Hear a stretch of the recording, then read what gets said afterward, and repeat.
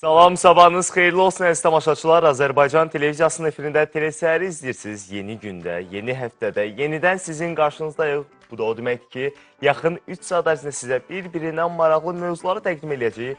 Odur ki, studiyada sizin qarşınızda mən İlhan və dəyərli, əziz və gözəl həmkarım Könüldür. Könül, sabahın xeyirli olsun. Sabahın xeyir olsun İlhan, xoş gördük səni.